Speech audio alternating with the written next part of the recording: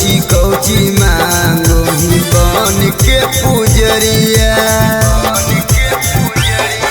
अगे एक हाथ में नारियल लेके दूजे में चुनरिया। कौची कौची मांगो ही बन के पुजरिया। अगे जाही के से आधार के पुकारो ही प्यार से। किस्मत में लिखल माई देखुन छप्पर फाड़ के। हरदम माई लगे खाली दौड़ो ही गे। हेगे पंडालावा में नरियालावा काहे न फोड़ो ही गे। हेगे पंडालावा में नरियालावा काहे न फोड़ो ही गे।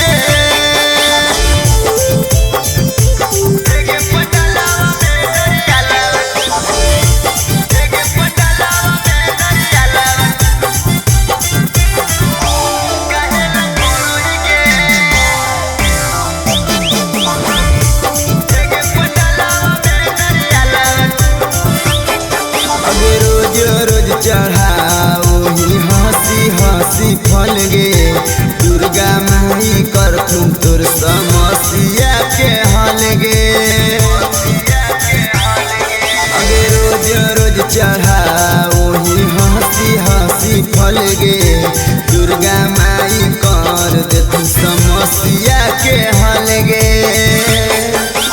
माई के पूजो ही करके विश्वास गे। एहे खातिर भूखल ही 9 दिन उपवास गे। कमलेश के पावेल हाथ जोड़ो ही गे। हेगे पंडालावा में नरियालावा काहे न फोड़ो ही गे। हेगे पंडालावा में नरियालावा काहे न फोड़ो ही गे। Kanchan recording studio Shrirampur.